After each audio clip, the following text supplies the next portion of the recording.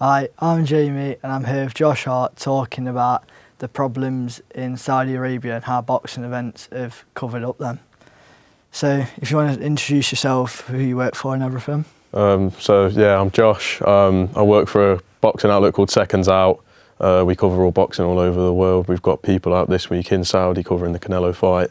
I work for them on a bit of a lower level still, but it's a fun job, I suppose. I don't really know what else to say. Travelling a lot there. Yeah, a lot of travelling, a lot of back and forth so. between here, there, everywhere. It's very on your feet. You've got to have a lot of stamina to do this job. It's knackering. And it looks, I saw the one that's just gone with Ben and Eubank, and you could see the journalists running around every second just trying to get to talk to him. Yeah, literally every second. We've got a lad who was there last week, and it was actually quite a sad looking story when you actually see the video. He was interviewing someone else and he sees Chris Eubank Senior walk by.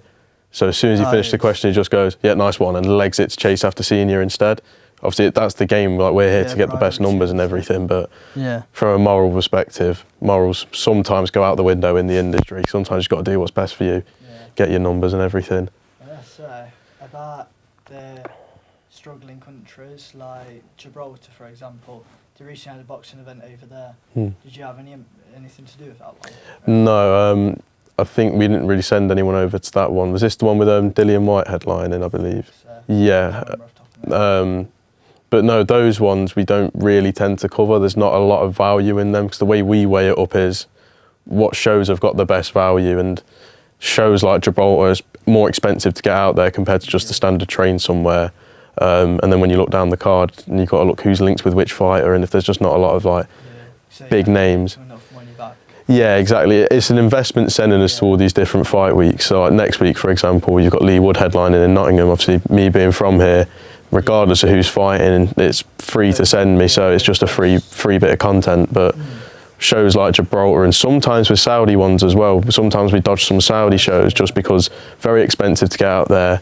And those ones we are really taking a gamble in making the money back because it's a very competitive industry as well. Yeah, so it's hard to make the money back from sending people out and getting the right investments. Yeah, it all just comes down to who's there on the night. So like, for example, this week when I look at the numbers that we've done on the channel, we've been lucky enough to get 20 minutes with Eddie Hearn. We've been able to get Devin Haney, Bill Haney, and it's those types of names. Same with your Ryan Garcias, controversial figures, big names, who will come out and say outlandish statements, and that makes for a great headline for us. Sometimes you may have to clickbait it a little bit. That's just the game we play. You've got to do what you've got to do to get your views, because it's not cheap sending. We've got 2 people out in New York and then we've got another person in Saudi. I don't want to know how much money that is. Probably more than my yearly wage. So I'll be having words with the upper hands after that one. If they can afford to send them out there, they can afford to give me some more money. That is a joke, by the way, if they can see this. So changing topic to the sports washing, for example, like Qatar, when they covered up the LGBTQ stuff, and they're still promoting the World Cup, even though it's been years since, but they've covered up a lot of the deaths and how people was treated. If you got any experiences, like anything to do? Not necessarily with Qatar or the World Cup or anything, because I think that was a bit before the time I started working in the industry. But like, they're very open about the human rights records and everything. But I feel with the bringing the entertainment over, as well as people saying it's a cover up as well, I think it is a way to show we're not horrible people. It's just different times. Like the world's so different in the terms of we're so much different compared to them. Like, our human rights record, while it doesn't seem as bad, we don't know what's going on because the UK are very secretive of us, whereas your Middle Eastern countries, your Saudis and your Qatars, they're very open about it, but they're also very open about rectifying that and kind of knowing what happened was wrong. So it's a tightrope with that one. Obviously, I've not got any experiences. I know people with experiences. Obviously, there's been stories of journalists being murdered out there and everything, and it's not great to see.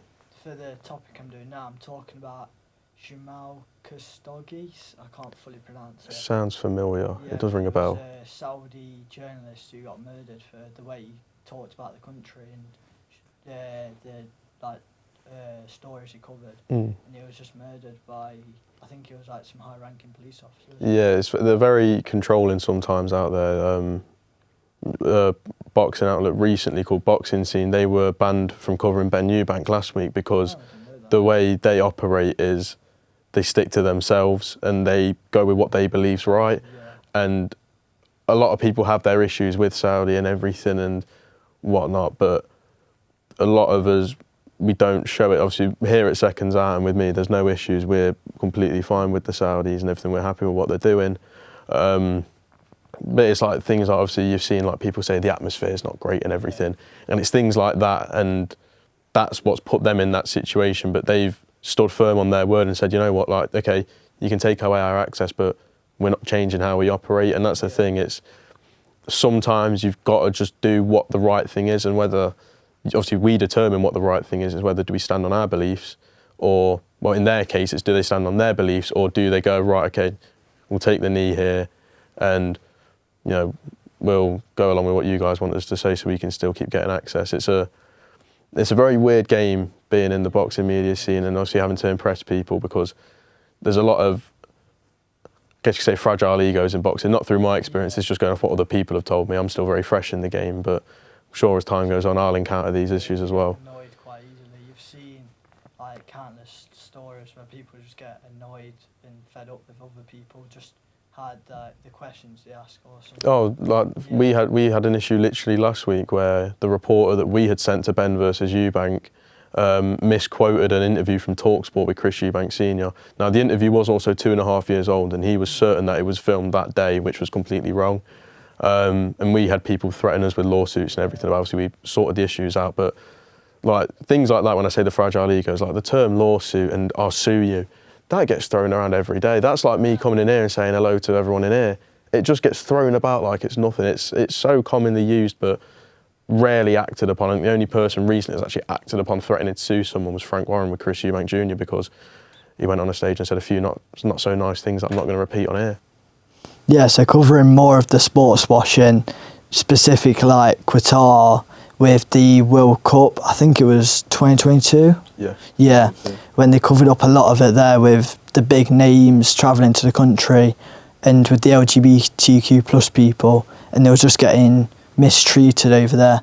Have you had any experiences? Because I know it's more football and you're more boxing. But did you have any experiences with that or any other? Not really, no. I've never worked in the football side of things, and I've not been able to travel out to the Middle Eastern side of the world yet. Obviously, it's something I'm aiming to do hopefully later this year for more Riyadh season cards and whatnot. But obviously, you hear your stories about all of it anyway. Like I've been told countless different stories about it, and you can see it all on the news as well. You know, journalists being murdered out there if you say something that they don't like. I think it's something they're rectifying and something they're becoming more acceptable with, but again, still a lot to do to improve it, but I think they're definitely making the right steps to improve the human rights record and everything. They're very open about all of it as well, and that's the good thing. Like a lot of other places around the world, they're very secretive about the human rights record, you know, even here in the UK. Whereas out in the Middle Eastern side of the world, they are very open about all of it, and they're very honest about how they're rectifying, and that's why they're bringing such big stars out there, and because obviously the money that they've got is unimaginable. They've got loads of. They can literally pull over. You know, you saw it when Tyson Fury fought Francis Ngannou. You got Kanye West, Eminem, all these WWE stars going over. Yeah, he's fighting again as well, isn't he? I think so. I believe so. Yeah. He came out of retirement. He called out Usyk or something. Oh, what, Fury coming out of retirement? Yeah. Oh, he says Again. it like he's done it like 7 times now. It's getting a bit. I don't know if I believe. I don't know if I believe that he's coming back or not, because it's been too long now. But there's a big money AJ fight there, and I'm sure if he sees 20 million put in front of him, he's not going to say no. For it, Doesn't need another 20 million, really, does he? But he just wants everything done. Who's going to say no to 20 million? No, he won't really. If they want me to fill in for Fury and I'll fight AJ, just let me know. After your white collar one. After the white collar last year, I've got the experience now. Listen, I'm on that calibre. I reckon I could probably take Francis Ngannou the distance, edge him out on a split decision. Close one, that is. I'd probably get my head taken off, actually. So, do you know when you were speaking about I have to be careful what you say, are you relevant with the man called Jamal Khashoggi? I can't fully pronounce it. I'm not too familiar with him, but I've heard the story and I've heard similar stories about it as well. He was reporting a lot of the stuff in Saudi Arabia, and I don't know if it was late at night or anything, but I know one day he's just his body was found. I don't know if it was by his wife, can't fully remember, but high-ranking police killed him for the stuff he reported about in Saudi Arabia. But it's really have to be careful, don't you? Yeah, So, it's definitely walking a tightrope a lot of the time. You know, we've had our issues before at seconds out with them. Obviously not to the same degree, but you know, we've had access revoked from fight weeks and everything. But it's all obviously, luckily, the people behind it all, they are very understanding as well, especially with this new era as well. It's not really like we're not reporting on the negatives of the country, we're reporting on the negatives of the event. And if we see a problem, it is right as a journalist to speak up about it. But they're very understanding. Like once we spoke to them and everything, and we went back and forth with multiple different people about it, they were accepting, they were forgiving, and they let us back on. It's just obviously sometimes, like in our case, it was a bit more of a daft thing and more on our end, if I'm being honest. Not me personally, but as a team, as a collective, it was probably a bit more of a silly mistake, and we should have probably spoke up and said maybe we shouldn't do that. And obviously what we ended up doing got us banned from the Joshua Dubois fight week, but we solved it. We're back now, so hopefully we don't have those issues again, because that's where the views are. Those Riyadh season 5 weeks, man. So exactly, mate. It's where the money is. A lot of money into like big fights like that, and so you kind of have to cover it, don't you, to make your money back. Yeah. So, is there any like specific work you've done or anything in like any countries that have got problems with like human rights or anything? I know you can't go into full details, but have you done any work, anything related to it? Not really, no. My main role has always just been looking at the fights and looking at what's being said on like between people. So like the big story at the moment is looking at obviously Eubank Ben and what happens next. Like I don't really look into the human rights side. I just tend to focus on my bit. Obviously, I've not had the chance to travel out there to any do, or like the furthest I've been with work is Belfast, and that's basically the same as here. Just got to start somewhere though, haven't you? Yeah, exactly. You start somewhere. There's been obviously talks and everything. I've been trying to push them to say like, can you just give me a quick holiday to Saudi? Like, it looks quite warm out there. It's getting warmer here, but but I feel like the Saudi heat might be a little bit better. Yeah, it's a bit better. And I feel, I have heard that when you do get out to Saudi. And you're there for the big Riyadh season shows and Ring magazine shows, they do treat you really well. Like I spoke to countless people who have been out there and said it's like you feel like royal out there.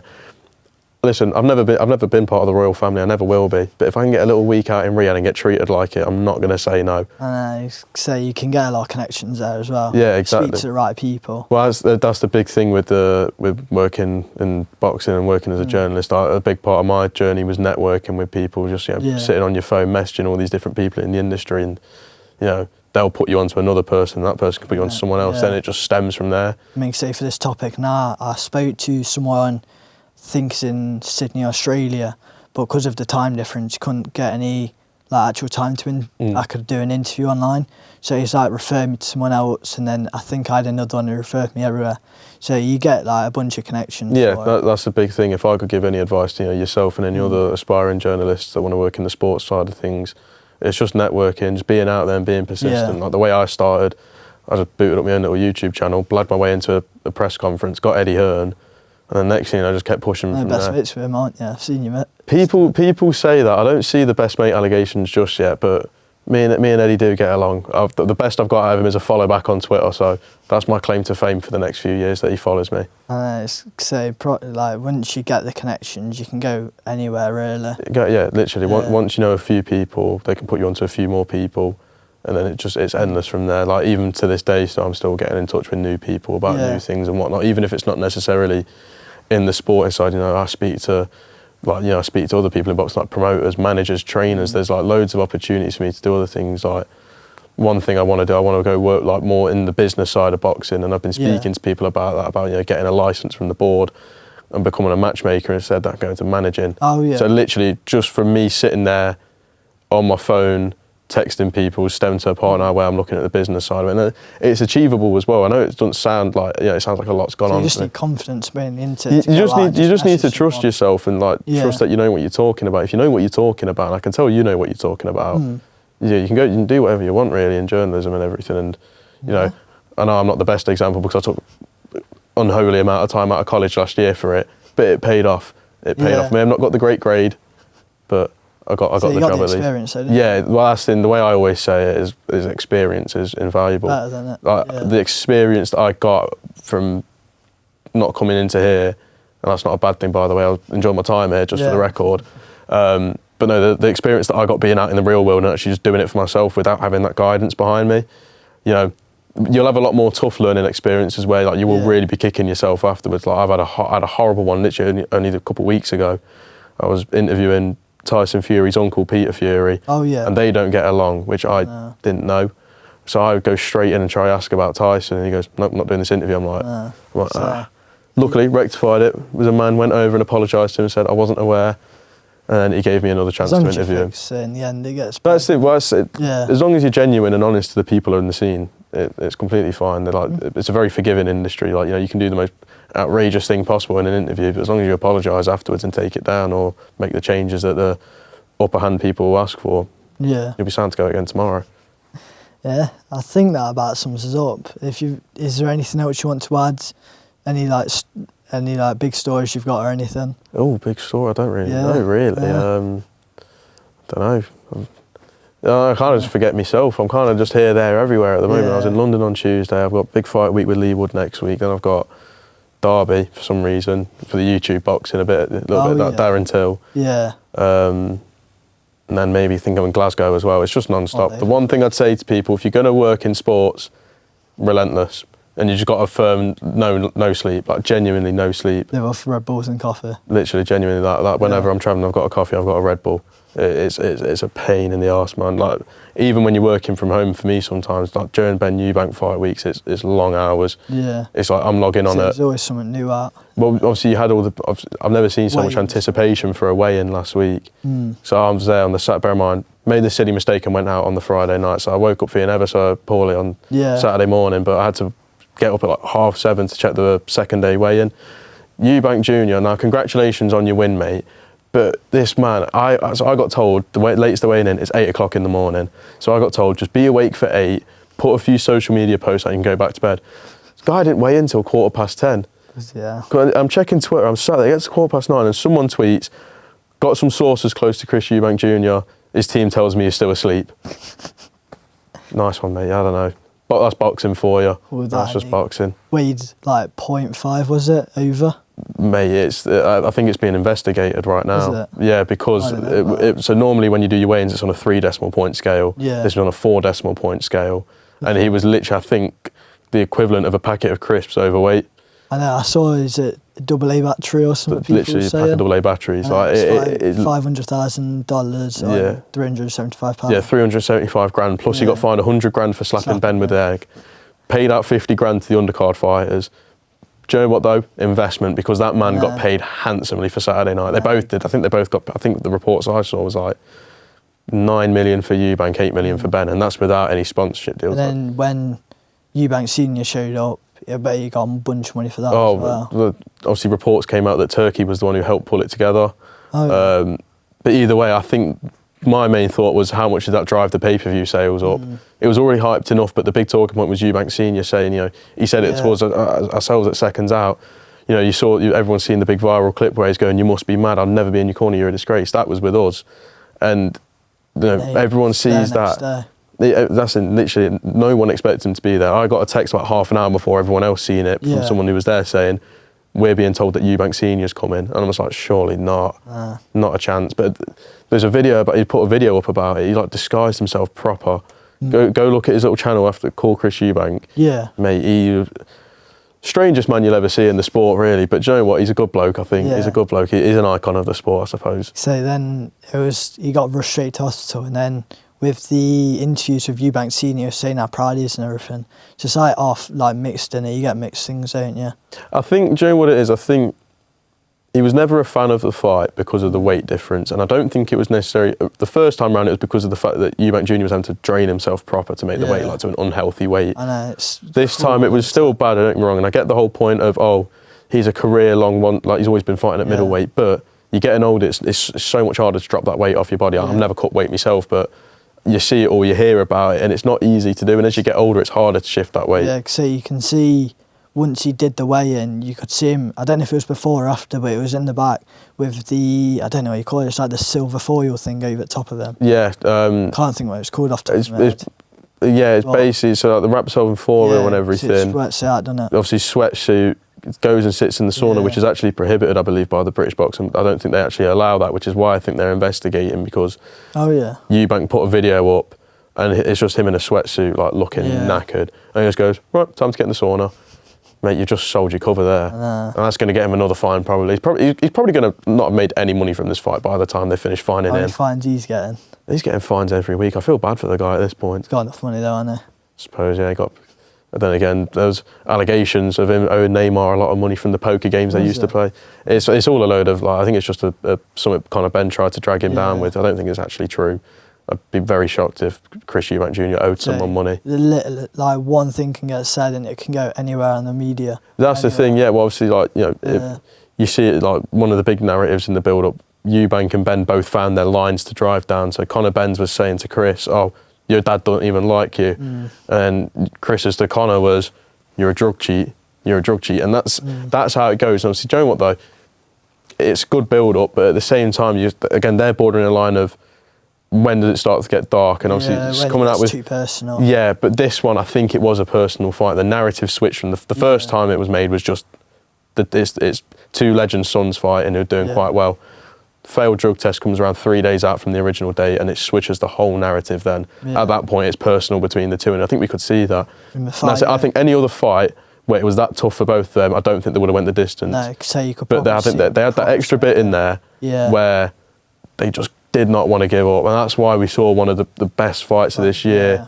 I'm not even just in Britain, across the world, one of the best fights we'll see for a long time. Yeah, say you could. Well, I was watching us say, just at home watching it, you could proper see them both just going for it. I mean, if I'm being honest, I thought it was a draw at the end of it. I thought watching it first time round, I thought Ben was doing more work, but then I watched it back, and even at the points where Eubank looked hurt, he's still swinging, which is mind-boggling to me, and that just obviously makes you raise the questions of, oh, what is Ben's power like? But he has gone up 2 weight classes, and now he's out in New York already for Times Square tonight calling out Ryan Garcia. Oh yeah, I saw him walking down, I don't know where he was down, but I saw it on, I think it was Seconds Out, I'm not too sure. But it was on some news outlet when he was calling him out. Yeah, he's calling out everyone at the moment though. Yeah. He's saying he wants a Eubank rematch, he's saying he wants Ryan Garcia, he's saying he wants fucking Barrios for the world title. He wants everyone. He wants that's the thing with Conor Ben, is he just wants to fight everyone. So fair play to the man. Go get your money. He's gonna retire with good 50 million in the bank easy. Yeah, can't blame him there. Can't blame him at all. Yeah, I think that about wraps us up then. Do you want to say your social medias where we can find you? If I can remember them, yeah.